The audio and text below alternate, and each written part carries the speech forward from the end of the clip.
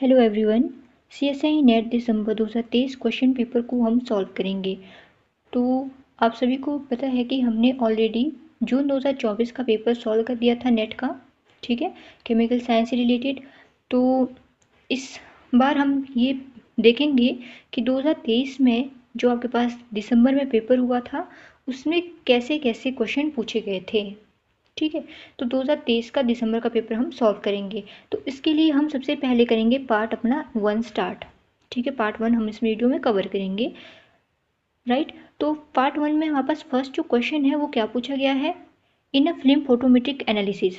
तो क्वेश्चन में हमने जब इसको रीड किया तो हमने पाया कि फ्लेम फोटोमेट्रिक यहाँ पर बात की गई, मीन्स फ्लेम फोटोमेट्री का यहाँ पर प्रिंसिपल यूज़ हुआ है।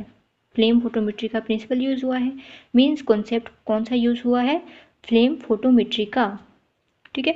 In a flame photometric analysis of a blood serum sample of for potassium ion a band is obtained at 766 nanometre, this band is due to.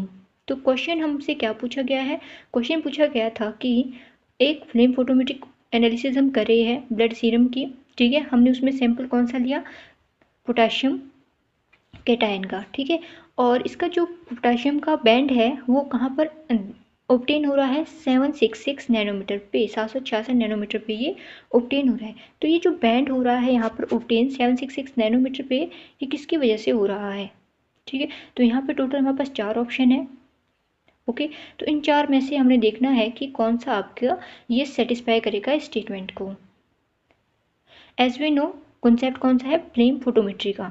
तो फ्लेम फोटोमेट्री एक ऐसी technique होती है जिसमें सैंपल को हम हीट करते हैं फ्लेम में, ठीक है, जो कि एक्साइट करते हैं एटम को इनटू अ सैंपल। उसके बाद जो ये एक्साइटेड एटम है ये रिटर्न हो जाते हैं इनटू देयर ग्राउंड स्टेट, और ये एमिट करेंगे लाइट एट स्पेसिफिक वेवलेंथ और क्रिएट करेंगे characteristic emission spectrum. Means flame photometry के प्रोसेस में आपके पास क्या प्रोसेस देखने को मिलता है, एमिशन, नॉट एब्जॉर्प्शन, ठीक है। एब्जॉर्प्शन देखने को नहीं मिलती है वहाँ पर। प्रिंसिपल में साफ साफ बात की गई है कि हम वहाँ पर क्रिएट करेंगे एक कैरेक्टरिस्टिक एमिशन स्पेक्ट्रम को, एमिशन देखने को मिलता है। मीन्स प्रोबेबिलिटी है कि आपका जो राइट आंसर है वो option number 3 and option number 4 में लाई करेगा, ठीक है। इन दोनों में से कोई एक ऑप्शन आपकी करेक्ट होगी, क्योंकि हमें मालूम है फ्लेम फोटोमेट्रिक एनालिसिस में हम एमिशन को देखते हैं, नॉट एब्जॉर्प्शन को। फर्स्ट पॉइंट हमने ये माइंड में रखना है, ओके। जैसे कि हमारे पास क्वेश्चन में बात की गई थी कि जो बैंड है वो ऑब्टेन हो रहा है 766 नैनोमीटर, ठीक है। तो ये बैंड एब्जॉर्ब क्यों हो रहा है, emission of light by the excited के एटम के द्वारा, जो हमने अभी बात की, ठीक है। तो हम अगर ऑप्शन 1 को देखें, अब हम ऑप्शन को भी स्टडी कर लेते हैं, क्या हमने जो बात की वो सही है या गलत है, ठीक है। तो ऑप्शन 1 में हमारे पास बात की गई थी एब्जॉर्प्शन बाय के positive ion only, as we know the principle of flame photometric, ठीक है। तो ये क्या करते हैं, ये एमिट करते हैं light, not absorb it, means ये ऑप्शन गलत है, ठीक है। सेकंड भी आपके पास इनकरेक्ट ऑप्शन है, because it also suggest absorption not emission. अगर ये एमिशन को हमारे पास शो कर रहा होता तो हम सोचते कि ये ऑप्शन भी हो सकती है, बट ऐसा नहीं है, क्योंकि फ्लेम फोटोमेट्रिक एनालिसिस का जो प्रिंसिपल है उसमें हमें एमिशन ऑफ लाइट देखने को मिलती है, इसलिए ऑप्शन मेरे पास ट्रू नहीं होगी, ठीक है। अब देखते हैं हम ऑप्शन नंबर 3, क्या ये हो सकती है, option number 3 is also incorrect, ये भी इनकरेक्ट होगी। क्यों, because in flame photometric the high temperature of the flame cause the potassium ion to lose an electron and become the neutral K atom which are the species that emit light.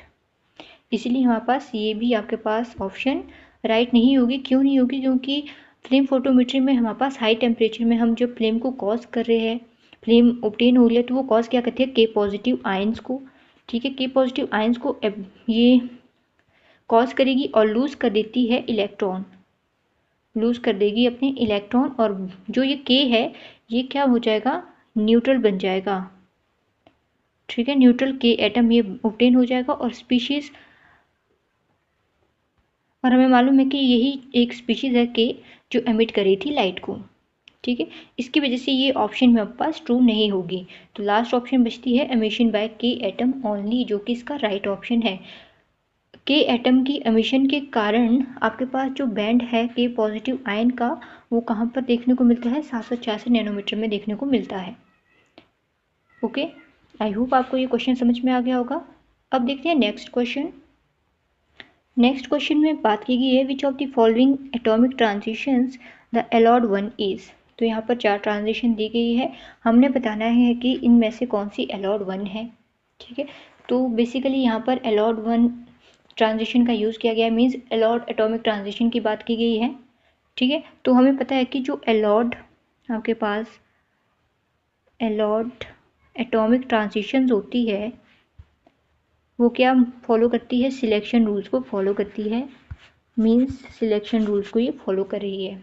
ठीक है, तो selection rules की अगर हम बात करें तो selection rule आपके सेट ऑफ रेस्ट्रिक्शंस होते हैं जो डिटरमाइन करते हैं कि ट्रांजिशन आपके पास क्वांटम स्टेट के बीच जो ट्रांजिशन हो रही है वो अलाउड होगी या फिर फॉरबिडन होगी। ठीक है, ये सिलेक्शन रूल में साफ साफ दिया गया है। Very interesting, delta L is equal two plus minus one. Selection rule के 2 नियम हैं और डेल्टा एस यहाँ पर क्या होना चाहिए, 0 होना चाहिए। इसका क्या मतलब हुआ, delta L is equal two plus minus one, इसका मतलब है the change in the orbital angular momentum quantum number L must be plus minus one. Means जो ये एल है इसको हम क्या कहते हैं, ये डिफाइन करा है, ये डिनोट करा है जो आपके पास चेंज हो रहा है orbital angular momentum quantum number में, उसको एल डिनोट करता है। और ये मस्ट भी कितना होना चाहिए, प्लस माइनस वन। मीन्स या तो ये प्लस का 1 होना चाहिए या फिर माइनस का 1 रहना चाहिए। ये सिलेक्शन रूल में हमें कहा गया है स्पेसिफिकली। उसी प्रकार डेल्टा एस की अगर हम बात करें तो डेल्टा एस क्या डिनोट करता है, change in the spin quantum number. Change in the spin quantum number को हम डेल्टा एस से डिनोट करते हैं और ये मस्ट भी 0, मीन्स ये 0 होना चाहिए, तभी आपका सिलेक्शन रूल ये फॉलो करेगा। ठीक है, अगर हम एनालाइज करें ऑप्शन को, अपनी हमारे पास 4 ऑप्शन दी गए, फर्स्ट ऑप्शन को हम एनालाइज करते हैं पहले। सो जो ये ऑप्शन है हमारे पास ये वायलेट करता है डेल्टा एल रूल को। क्यों, क्योंकि यहाँ पर डेल्टा एल की वैल्यू क्या होती है, 0 एज वी नो इट। ठीक है, same in the second and third option. Second and third option में भी क्या हो रहा है, ये वायलेट कर रहा है, क्या वायलेट कर रहा है, डेल्टा एल रूल को। जैसे हम बात करें सेकेंड वाले की तो यहाँ पर डेल्टा एल की वैल्यू कितनी है, -2 रहती है। ओके, अगर हम थर्ड ऑप्शन की बात करें तो यहाँ पर डेल्टा एल की वैल्यू क्या रहती है, +2 रहती है। और एक्चुअल में हमारे पास जो डेल्टा एल की वैल्यू थी वो कितनी होनी चाहिए, +-1 होनी चाहिए। मीन्स ये सिलेक्शन रूल को फॉलो नहीं कर रही है। ठीक है, अब अगर हम बात करें लास्ट ऑप्शन की, D3 एंड P3 ऑप्शन जो हमारे पास दी गई है, तो ट्रांजिशन स्पेसिफाई करती है both delta L and delta S rule.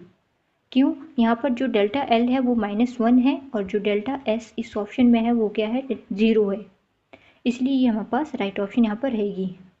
Next question है the reaction of V2O5 with an ethanolic HCl produce the species X which gives an EPR spectrum and 8 line V51 hyperfine coupling। और यहाँ पर जो V15 है वो या तो I = 7/2 रहेगा and strong infrared absorption in the region of 950 to 1035 centimeter inverse X contains a। तो ये क्वेश्चन है।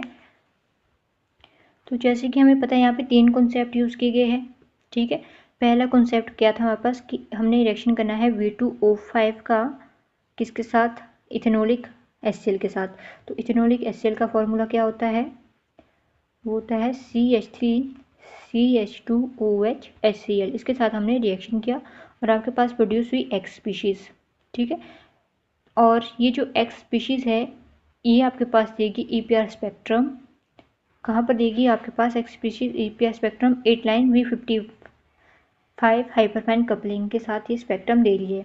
तो यहाँ पर जो V है, V क्या है, वैनेडियम है, ये वैनेडियम का एटम है, राइट, वैनेडियम का एटम है।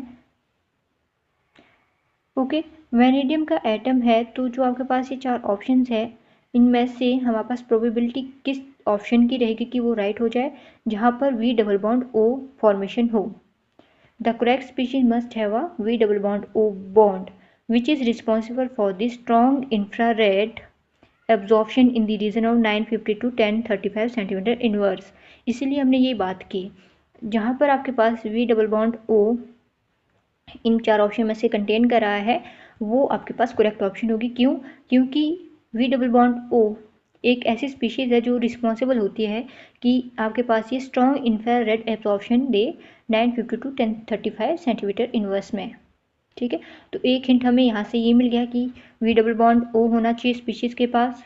ठीक है, दूसरा हमें पता चल गया कि हमने इसका रिएक्शन किया तो हमारे पास X स्पीशीज़ हुई और उसने हमारे पास क्या दिया, एक EPR स्पेक्ट्रम दिया।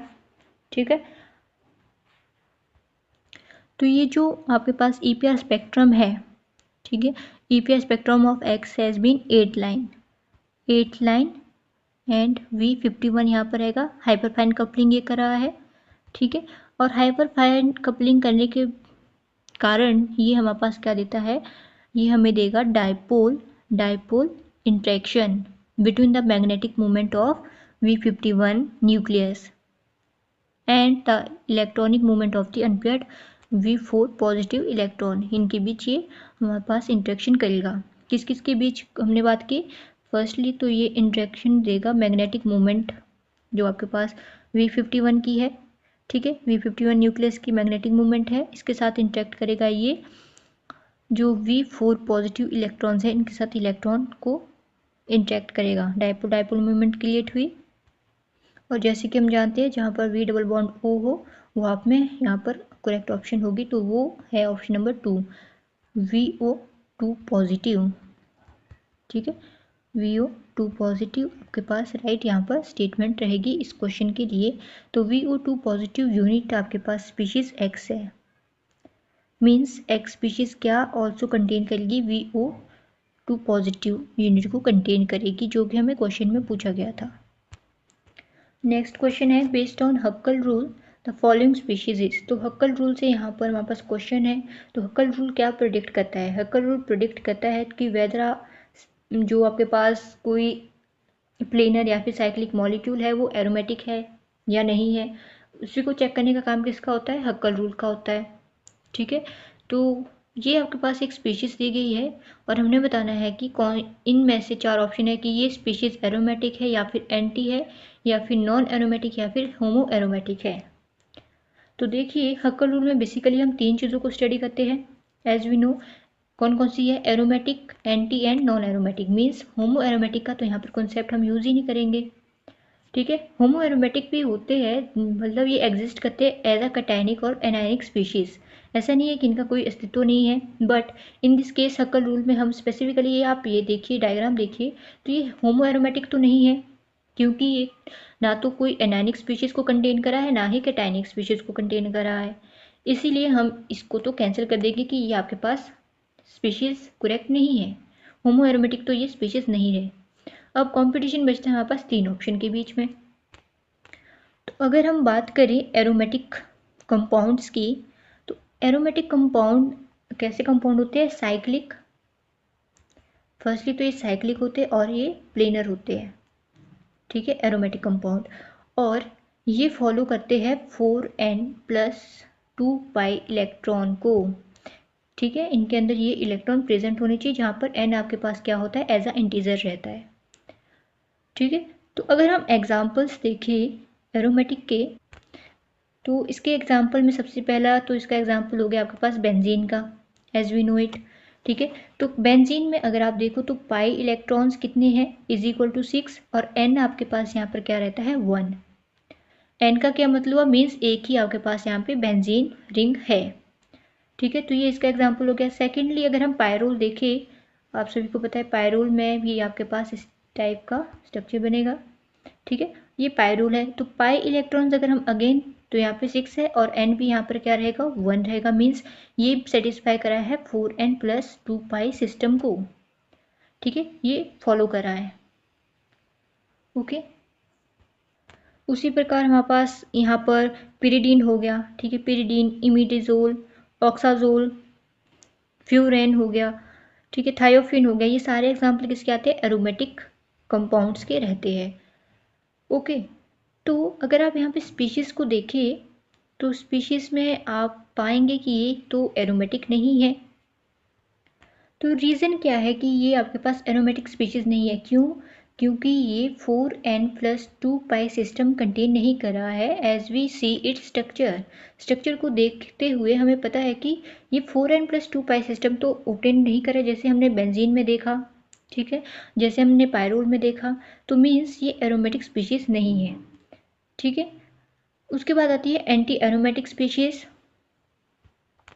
तो एंटी एरोमेटिक स्पीशीज आपके पास ऐसी स्पीशीज होती है जहाँ पर आपके पास 4n इलेक्ट्रॉन्स हो, ठीक है, 4n इलेक्ट्रॉन्स ये कंटेन करे, और ये भी आपके पास क्या होती है, प्लेनर एंड साइक्लिक रहेगी। ओके। और अगर हम नॉन एरोमेटिक, नॉन का तो आपको पता है कि एरोमेटिक का अपोजिट, नॉन मीन्स ना तो ये साइक्लिक होनी चाहिए, नॉट साइक्लिक, और नॉट ही ये प्लेनर होनी चाहिए। तो साइक्लिक मीन्स नॉन एरोमेटिक। यहाँ पर आप देखिए तो रिंग कैसी है, एरोमेटिक है, ठीक है, एरोमेटिक रिंग है ना, आप देख सकते हो डायग्राम में, एरोमेटिक रिंग है, और आपके पास ये साइक्लिक स्ट्रक्चर भी कंटेन करेगी और प्लेनर भी है। मीन्स ऑप्शन नंबर 3 आपकी नहीं रहेगी, ऑप्शन नंबर 1 आपके पास राइट ऑप्शन नहीं है, ऑप्शन नंबर 4 आपके पास राइट ऑप्शन नहीं है। Means option number 2 is the right answer for this question. तो ये जो आपके पास स्पीशीज है ये आपके पास एंटी एरोमेटिक है।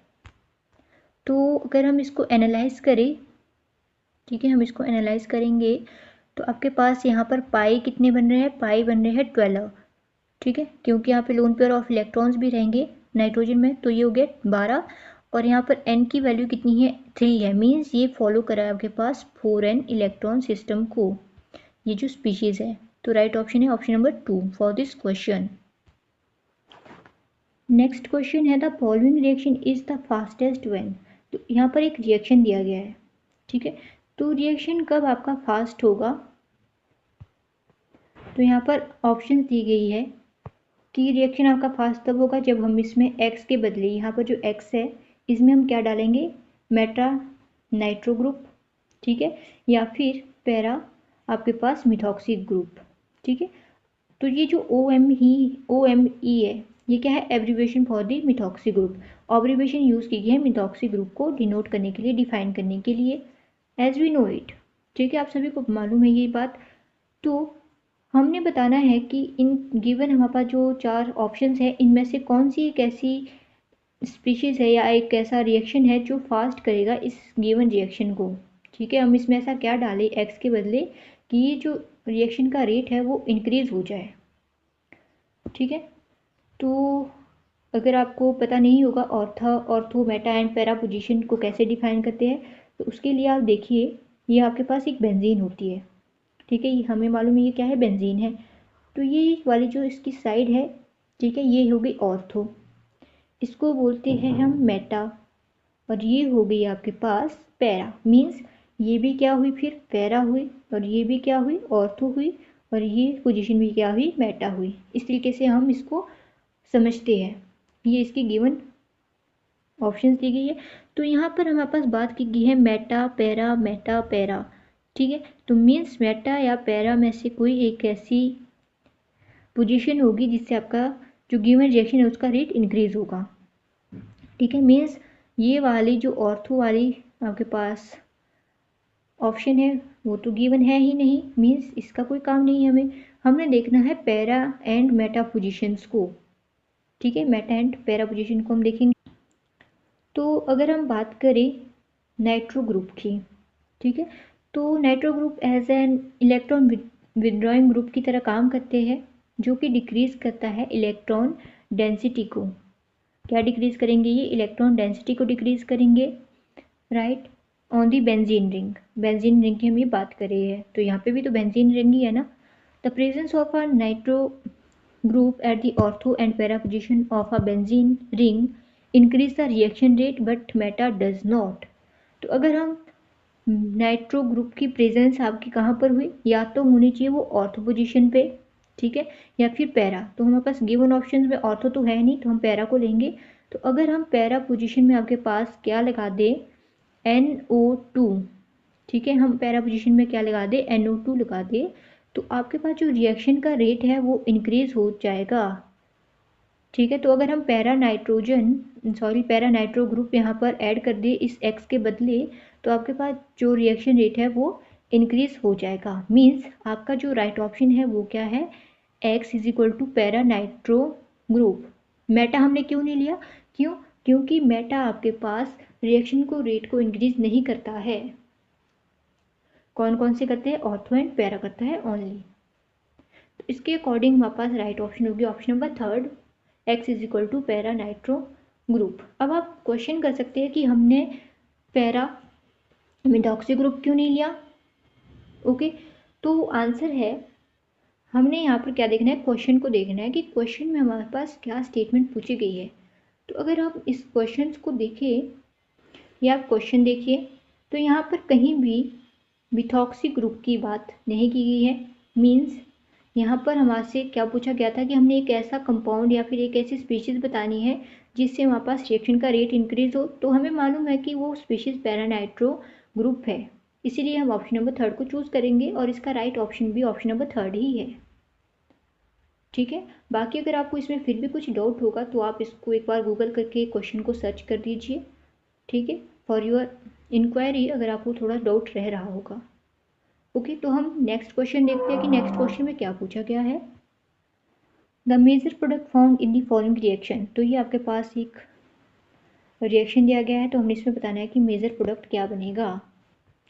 तो यहाँ पर SiMe3 लिया गया है, SiMe3। तो ये SiMe3 क्या है, इसको हम बोलते हैं tri methyl silyl group, trimethyl silyl group है। ठीक है, और इस रिएक्शन को देखने से हमें पता चलता है कि ये रिएक्शन इन्वॉल्व करता है halogenation of an organosilicon compound. यहाँ पर क्या हो रही है, हेलोजिनेशन किसकी, ऑर्गेनोसिलिकॉन कंपाउंड की। ठीक है, यहाँ पर हो रही है हेलोजिनेशन ऑफ ऑर्गेनोसिलिकॉन कंपाउंड। तो हेलोजिनेशन हो गया, तो जो इसका प्रोडक्ट बनेगा, तो इसका जो प्रोडक्ट है आप देखिए गिवन हमारे पास 4 ऑप्शन है। ठीक है, फोर्थ, थर्ड, सेकंड एंड 1। और ये आपके पास रिएक्शन है और ये रिएक्शन आपके पास हेलोजिनेशन को कैरी कर रहा है। तो हमें मालूम है कि इसका प्रोडक्ट क्या बनेगा, इसका प्रोडक्ट बनेगा ये। ठीक है, मीन्स यहाँ पर आपके पास जब हमने हेलोजिनेशन की तो यहाँ पर आ गया ब्रोमीन, ब्रोमोबेंजीन यहाँ पर बन गई। ओके, नेक्स्ट क्वेश्चन है magnetic moment of YB3 positive F13 is. तो यहाँ पर बात की गई है मैग्नेटिक मोमेंटम की। तो मैग्नेटिक मोमेंटम का होता है फॉर्मूला, वो क्या है, mu is equal to √n+2। ठीक है, और साथ में आ गया आपके पास bm क्या है, बोहर मैग्नेटोरॉन। ठीक है, ओके, तो हमने इस क्वेश्चन को कैसे सॉल्व करना है, बाय पुटिंग दिस फॉर्मूला। ठीक है, तो जैसे कि हमें पता है कि जो YB3 पॉजिटिव होता है उसके पास अपना एक अनपेयर्ड इलेक्ट्रॉन होता है, 1 unpaired electron in its 4f subshell. 4f subshell में इसका अपने यहाँ एक अनपेयर्ड इलेक्ट्रॉन होता है। ठीक है, तो हमने क्या करना है, जैसे हमारे पास 1 है तो हम पुट कर देंगे यहाँ पर हमारे पास जो फॉर्मूला था 1+2। क्यों, क्योंकि हमने लिखा था n+2 जो हमारे पास फॉर्मूला था गिवन। तो जैसे हमने यहाँ पे n की वैल्यू 1 पुट की, क्यों, क्योंकि हमारे पास एक अनपेयर्ड इलेक्ट्रॉन था। ठीक है, तो ये हो जाएगा आपके पास √3 जो हमें मालूम है। ठीक है, तो ये न्यूमेरिकल टाइप क्वेश्चन है। √3 की वैल्यू आपको सभी को पता है 1.73 होती है, बट इसका जो राइट ऑप्शन है वो ये नहीं है। इसका राइट ऑप्शन होगा ऑप्शन नंबर 1, 4.54 bm। ठीक है, तो इस क्वेश्चन का आपने मुझे कमेंट सेक्शन में आंसर बताना है कि ऐसा क्यों हुआ कि इसका आंसर हमारे पास 1.73 ना आकर 4.54 bm आया। ये न्यूमेरिकल टाइप क्वेश्चन है, बहुत लंबा क्वेश्चन है, इसको जब आप सॉल्व करोगे तब इसकी एक्चुअल वैल्यू आपको यही मिलेगी।